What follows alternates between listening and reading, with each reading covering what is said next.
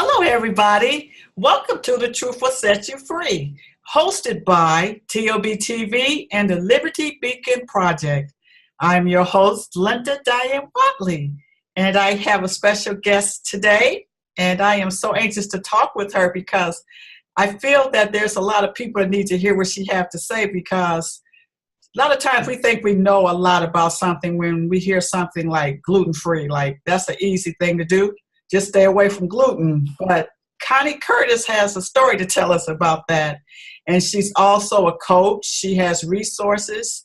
She has actually started her own business as Allergy, Gluten, Food, Nutrition.com. Is that the name of it? My website's actually Gluten and Food Allergy Specialist.com. Okay, see, I knew it was a lot of words in there. It's a long name. But it's a very informed site that I was glad that you put together for everybody, because it gives us a chance to study for ourselves. And I want everybody to say hello to Connie Curtis, and let's find out what's up about gluten-free. Hi, Connie, how are you? Hi, I'm doing great, Linda. Thank you so much for having me on. So would you say this is a good day for you? Yeah, definitely. I would say every day is a good day. You wake up breathing, right? So right. Yeah. And you started your own company. Is it a company or a business, pretty much? It's a business. Yes. And it's because your friend kind of said, because of all the work you put into understanding gluten-free. Tell people what led you to start that business. Well, really, it was my own journey, learning about what gluten-free even existed, because I didn't even know it existed when I first found out. And then just the experiences and trials and the doctors I went to, and just my journey basically about there's a lot of myths out there that people don't realize, and then they don't understand why they're still getting sick or still having long-term type health problems with their body. And I would say I was led finally, when I listened to myself, I went to the right functional doctor that really specializes in this area. And there's not a lot of people that I've found out there that really do. And he has a whole different approach. And, a lot of the information that I found out from him, that he has studied smaller research studies than most that get put out on the web or wherever it is, right, that most doctors find, because if that information was out, it would affect a lot of the bottom revenue lines of a lot of people, like in the food industry and, medicine probably as well, right, Western medicine at least. So, a lot of it blew my mind when I first found out, but at where I was in my life, I wasn't getting healthier. I had been told to go on the traditional gluten-free diet, which is what we're all told is the right way to do gluten-free, which is just taking out wheat, barley, and rye. Yet I kept, I was better for about 8 months, and then I suddenly went backwards, and I didn't know why. I couldn't figure out if I'd eaten gluten. So, I spent a lot, probably over 10,000 hours on the internet. And then, finally getting the right medical protocol helped me as well. But then I really had to, even great doctors don't really have time to answer those day-to-day questions. So you're still making mistakes a lot of times, even with all the information on the internet, because there's a lot of information about everything on the internet, and we're all starting to find out, it's not all true, right? So probably the biggest thing, besides finding the right doctor to do the medical side, because I'm not a medical person, was, finding out that all grains have gluten in them. So that includes all the things that we're told are gluten-free, like corn and rice and, all the other huge list of grains like millet. So, and then there's a lot of in-between things that can, affect your gut, like by cross-reaction and a lot of different things like that, which are sort of, I say, the hidden sources, more so than, and most people don't realize, and they keep getting sick and they have no idea why. And it's little things that I've learned that finally, really took my health up a notch, like that really helped me heal my leaky gut and the other things I had to do from myself on the day-to-day activities, right? So, and also just learning to shift my mindset, which I didn't really know what that was even when I first started this journey. And so, like, you know, the people that knew me really just said, like, they called me the gluten-free girl. But one of the things that was interesting is that you didn't realize you had this problem. It was something that you did. No idea. And your friend is the one that told you that you might have a bad tolerance to gluten. Yeah. Tell me about that day, that night. Okay. Well, I was hanging out with one of my friends, and you know, we had eaten, and this was before I knew what gluten was, it even existed in food, and where it was sourced from. You know, we had, I think it was pizza one night, spaghetti one night, and then I had like crab cakes the next day at work. And I was just miserable, like after work. Like I had abdominal pain, I had a headache, I was nauseated. Like I really just, you know, I would say I was even foggy headed, even though I didn't really know, you know, what that concept was then. I felt really crappy. And I had no idea like why I would feel crappy, right? Like I didn't do anything that was out of the normal for me that day or any of the other days before. And, you know, he just happened to have had another friend went gluten-free. So like he didn't know a lot about it, but it was just, you know, I think one of those gut hunches, right? Because all the things sort of added up.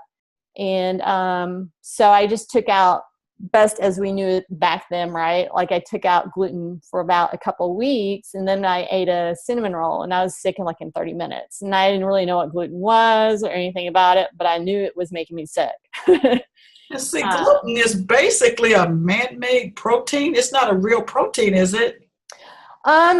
It's a protein. It's a protein that's found like in grains, so it's not man-made. The thing is that gluten now is like in wheat and like the, you know, I don't even know like in how genetically modified organisms, like how that's affected gluten.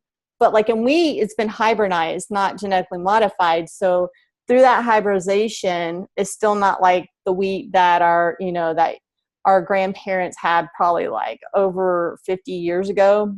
I mean, I don't even longer than that, but probably at least 50, right? So like gluten is like 20 times more, there's 20 times more gluten in like the wheat and the grains or, you know, than there was like back, I don't know, 50 It's just years a ago, protein, right? a protein that The affects protein. your health. Say that again. You say it's a protein that actually affects your health? Yeah, it's a protein in grains. Like they naturally have it. It's not man-made. So, but it man-made, you know, hybridizing wheat has made it like a lot stronger than it was before. And, you know, we're starting to find out a lot of other things about like how glyphosate and other things have affected, like, I just found out, I mean, I saw a documentary called GMOs Revealed, right? Where, you know, is showing how like they're starting to connect things. And of course, you won't get this from other main media sources, right? But like how that's increased, like gluten intolerance has increased like exponentially because of chemicals and toxins. And specifically, they're starting to see, you know, linking it back to when like Roundup was starting to use on wheat and things like that. Because farmers, even though wheat isn't like GMO, genetically modified organisms for your community, farmers use it to kill the wheat, and then like it'll make the wheat, it kills it, and then like the heads of the wheat, basically the yield of the wheat, like it'll make it increases it somehow. And I can't remember exactly because this is all in the documentary. So it's really interesting, like things are starting to link to it.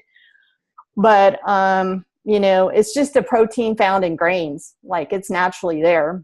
And there's always been gluten intolerance and celiac, but it's never been to the point it is now, right? Like food intolerances and food sensitivities. Like, I mean, almost everyone has them. And like years ago, you hardly knew, like maybe 1% of the people had it, right? I mean, it wasn't very common.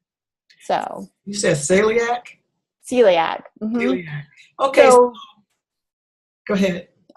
So gluten intolerance is, when you have a reaction to not just wheat, barley, and rye. I want to get that really out there because that's one of the main myths that, really got my health back on track.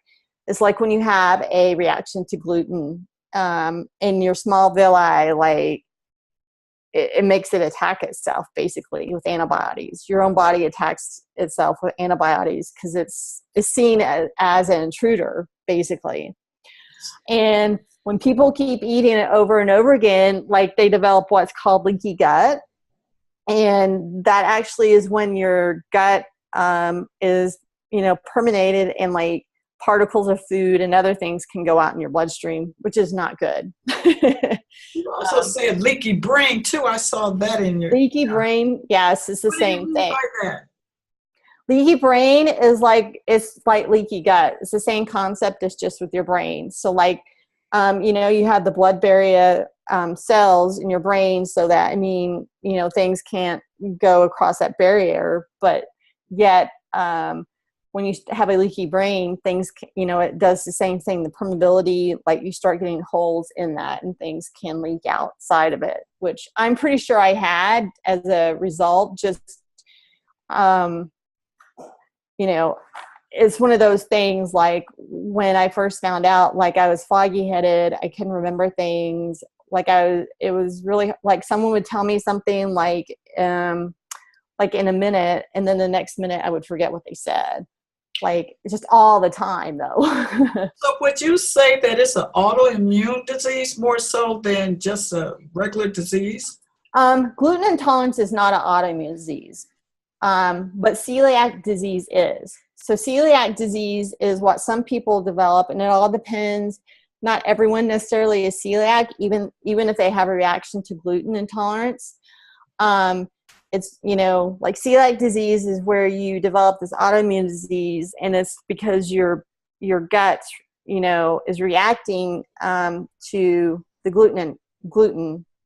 But there's a specific gene that has to be activated in your body, and that just really varies. Like they don't know necessarily why certain people are celiac and certain people aren't.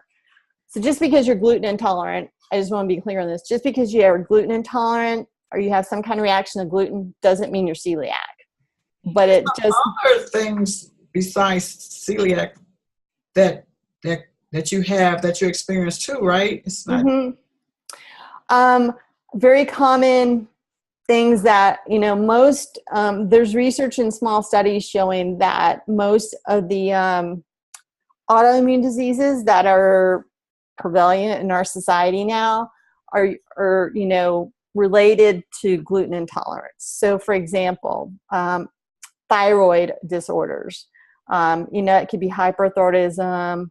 I have Hashimoto's personally, but anything like MS, autism, which they've been showing for a long time, is related to gluten. So there's small research studies showing that, at the core, and my doctor believes that at the core of every autoimmune disease, usually from his experience with all his, his years of patients, right?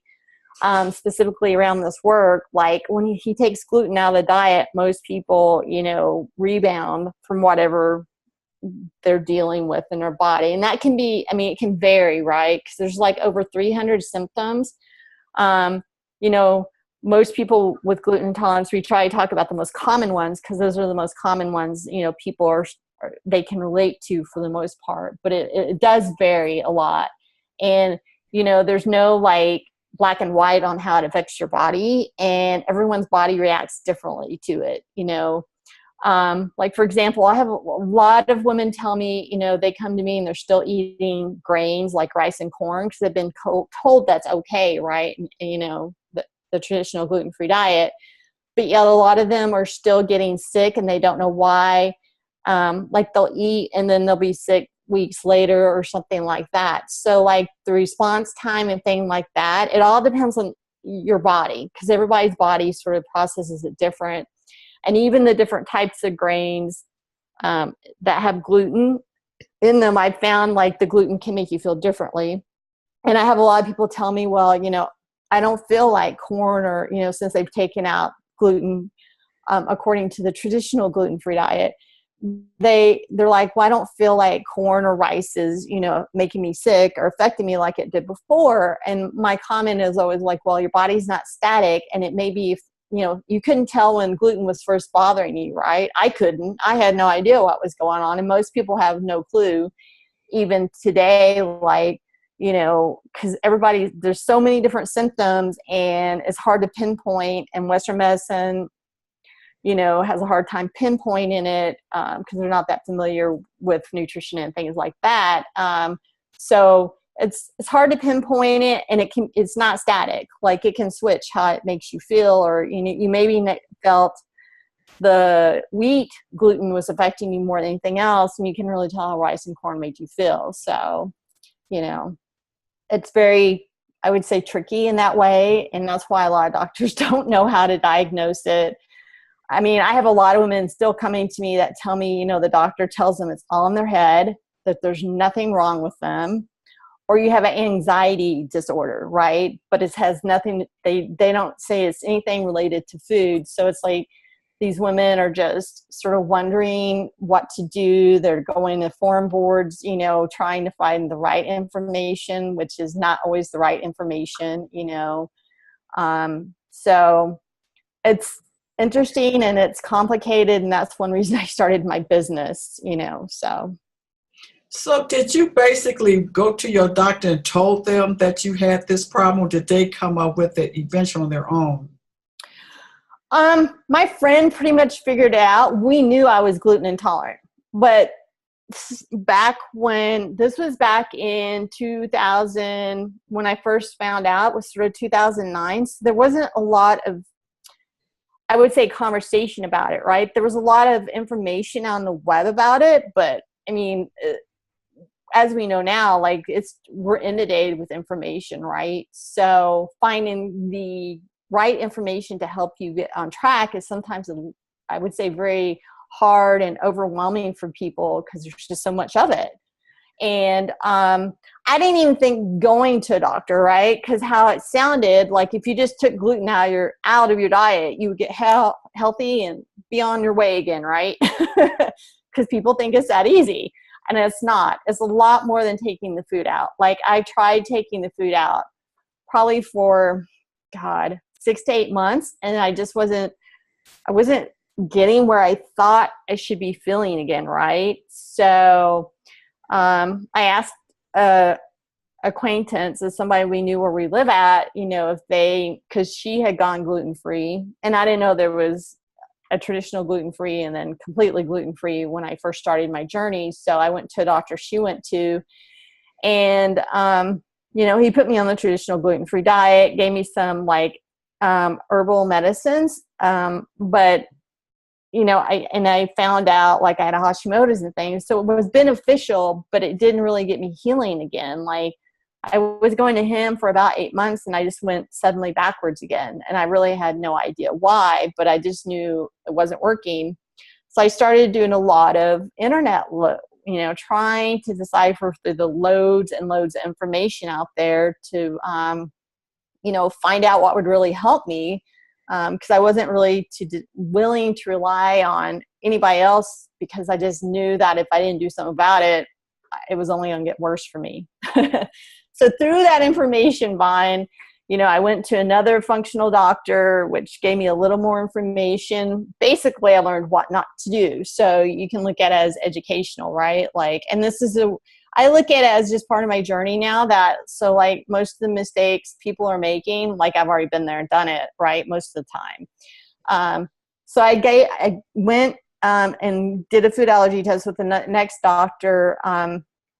But there's different food allergy tests, which I didn't know. And some of them aren't worth the money you pay for them, and they test certain things. So like the one I took with her, like showed I was allergic to everything. So I basically came home like in tears wondering, well, what the hell do I eat? You know? And they told me go on a rotation diet, which some people do, but I've really never seen it work very well. And for me, it just stressed me out more than anything else. So rotation diet is like where you're supposed to go with the food families of like, you know, all the different types of food, right? And the theory is you rotate through them like on a 72-hour basis or 48-hour basis.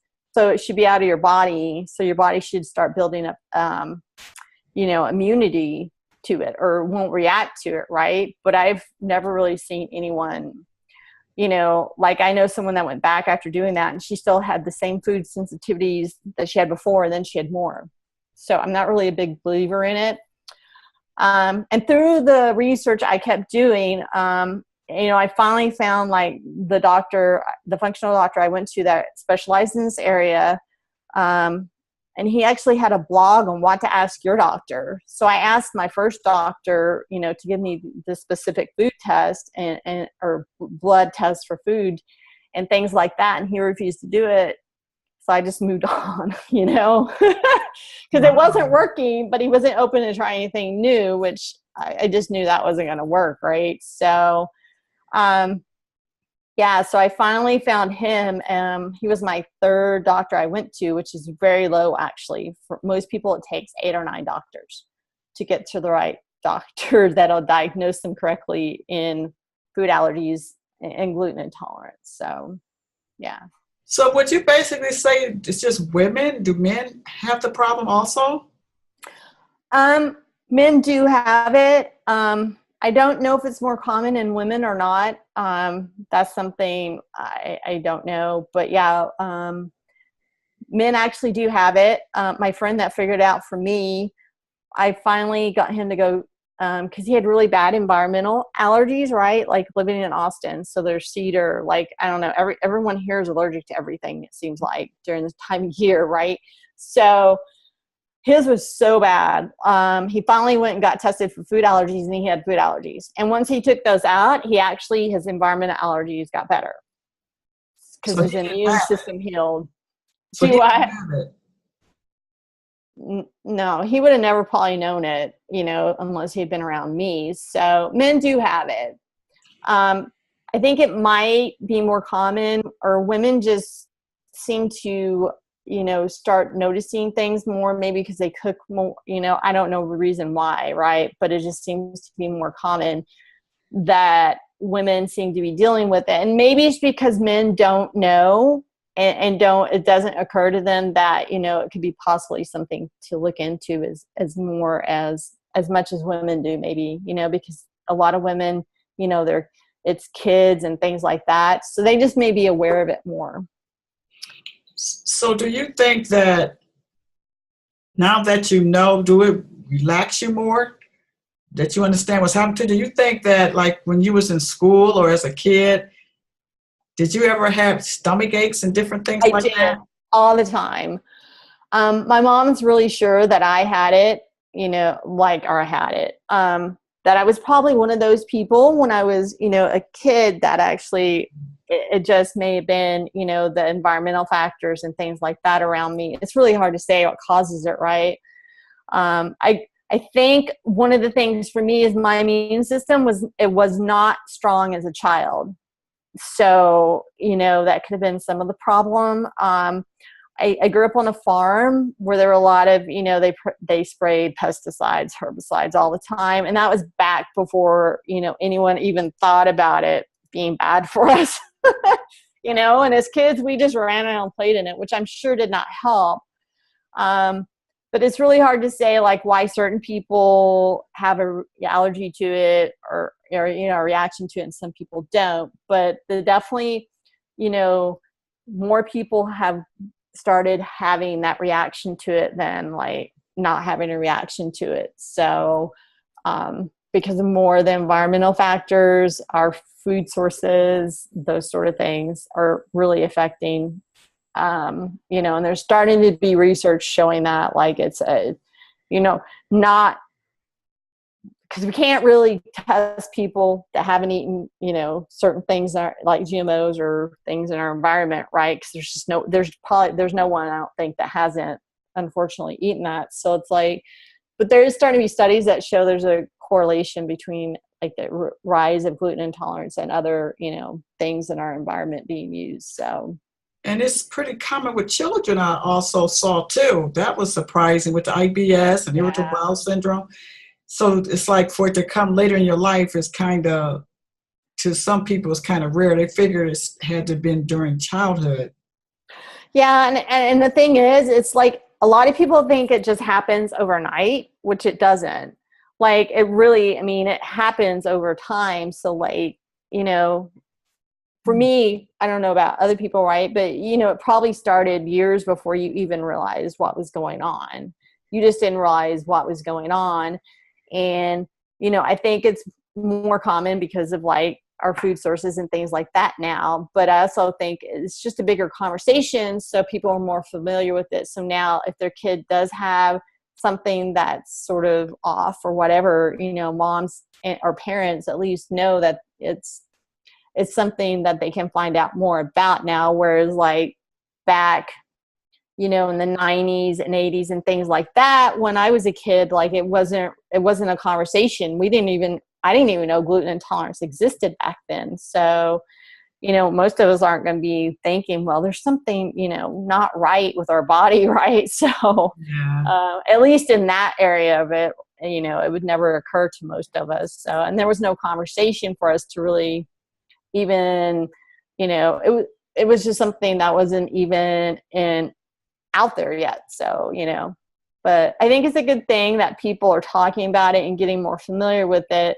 And just like other things, you know, there's always going to be different opinions and tons of information, right? Just like about everything else in the world. So, yeah. And one of the things about it too is because I had a friend who was diagnosed with that gluten-free tolerance, and she have to be so careful. We used to go to lunch or dinner all the Mm-hmm. time. And then it got to a place she had to see the menu. She had to make sure they had something on the menu that was gluten-free. She had gone to a restaurant that said something was gluten-free. And when she ate it, she ended up really, really ill.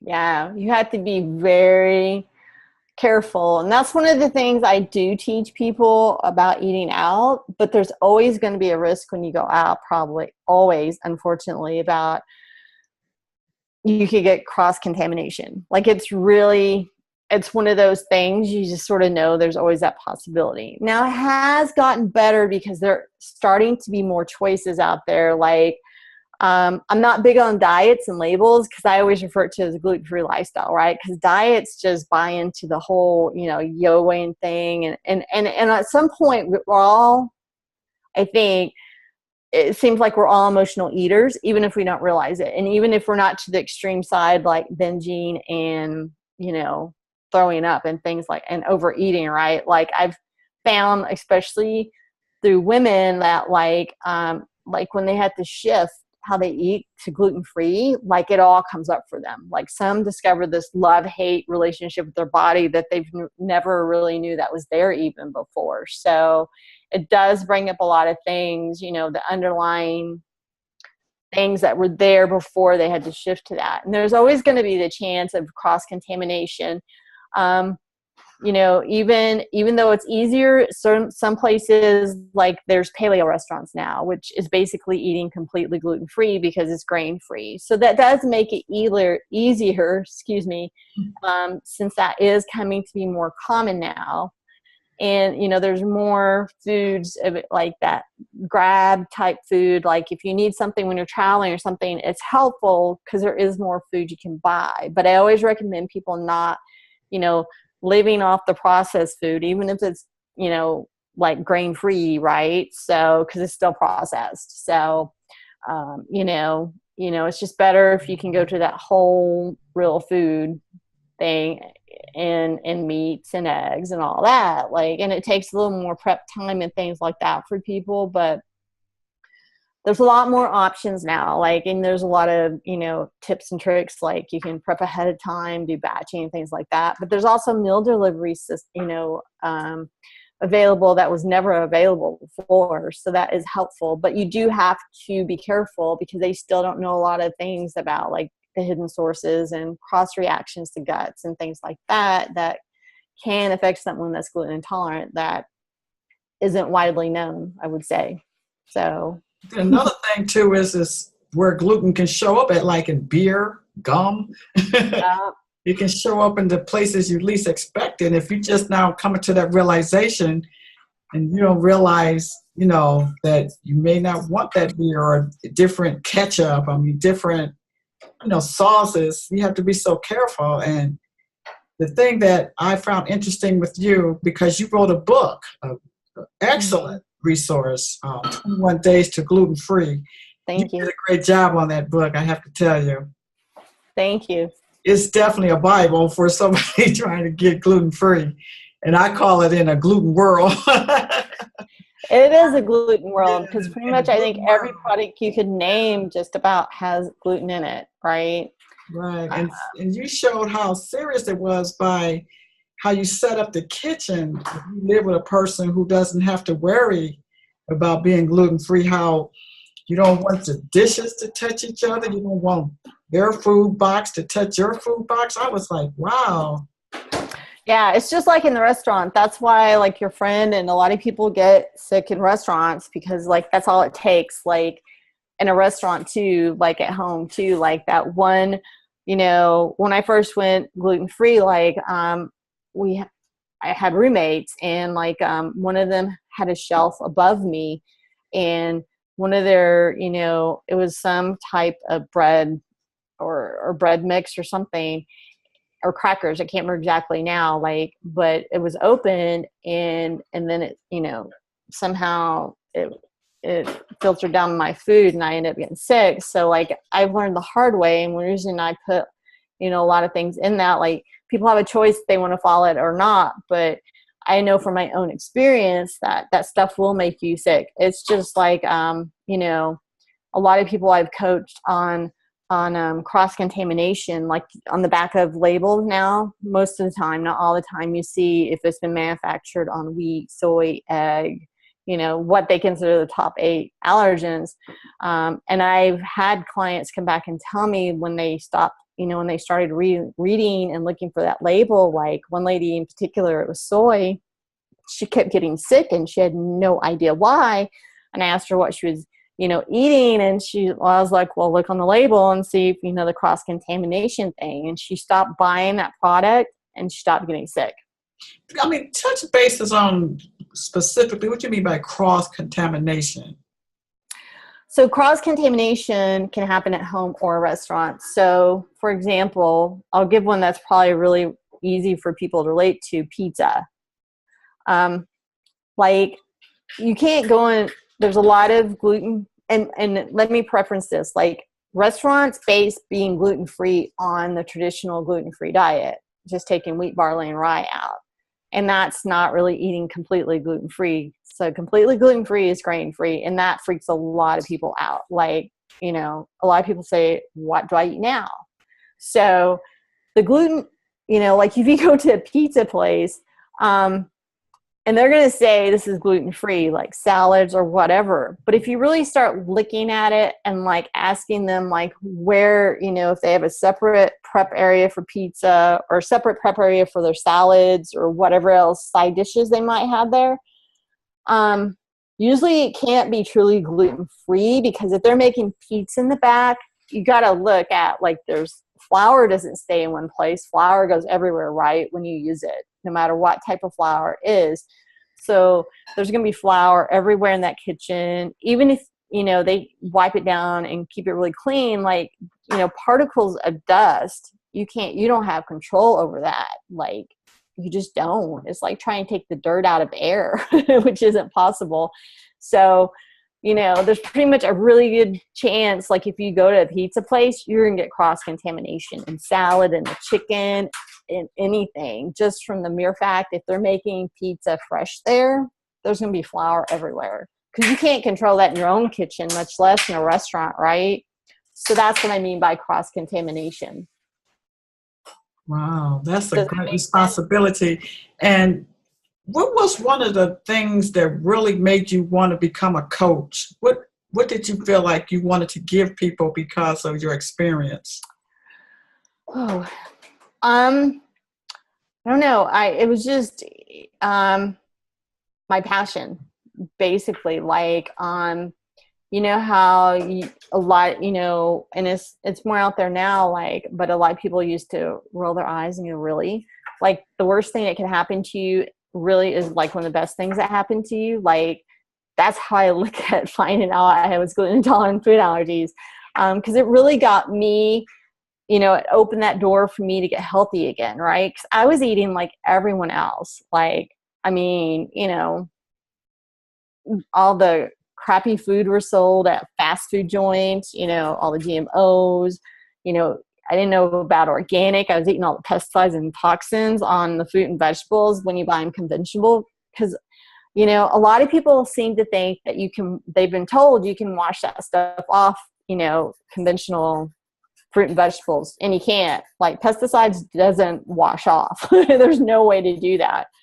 So I was just eating like everyone else. So this really opened my eyes to labels, to what's in our food, right? Like how it's affecting all of us. I mean, all you have to do is look around our society and look where our health was at and where it is now. And just really looking at our environment, sustainability, and like part of my message too is really I'm talking about now is like how it's all interconnected, right? So like our health does affect the planets, and you know, every time we make a choice, it affects the environment and other people around us. Like even if we don't think that, it does. So just my passion for it, and like, you know, even though I was very fortunate and I had a great doctor that for the medical side of it, like the day-to-day stuff that came up for me sometimes, like questions, because you know, questions just come up for you, right? Sometimes when you're doing something, like he couldn't answer those, like, or it took a couple of days, sometimes a couple of weeks, because he's just really busy.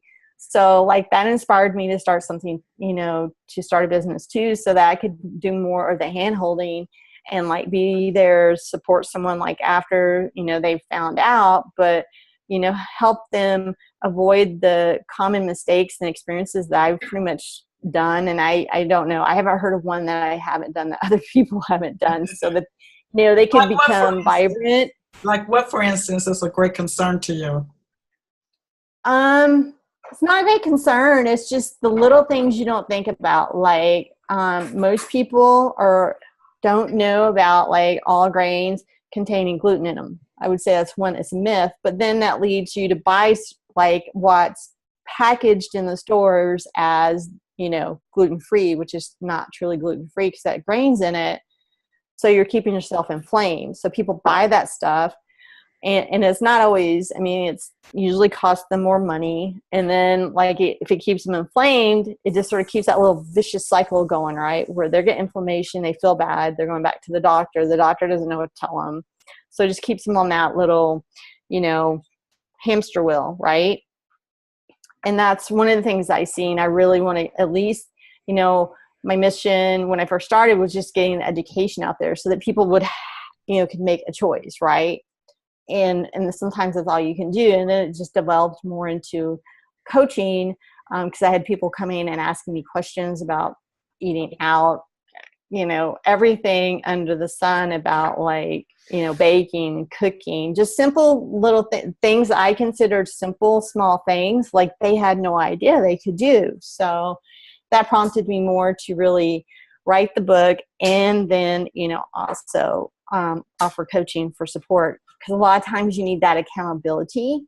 And then when you really start looking at it too, a lot of it's shifting your mindset around things. Like, you know, someone will say it's super hard to, you know, really eat like this, Connie. And it's like, it's going to be super hard if your mindset's telling you that, right? Just, you know, just like it will other things. And like, one of the most common things I remember doing is like opening my refrigerator door and just wondering what I was going to eat that night. And like, you know, like what I had to make. And it just seemed like such a hardship, right? And I hear from countless other women, like they do the same thing. You shut the door because you don't know what you're going to do.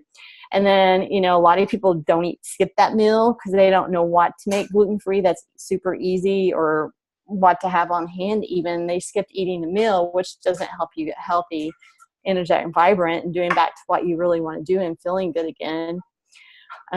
So it just keeps them on a hamster wheel. And I guess, you know, my main mission is to educate women, support them in getting healthy so they don't stay on that proverbial hamster wheel, you know, caught in not knowing what to do and just living like miserable with that, because no one should live miserable. Like, just because you don't eat the same as someone else doesn't mean you can't eat healthy and have fun with it and feel really good again.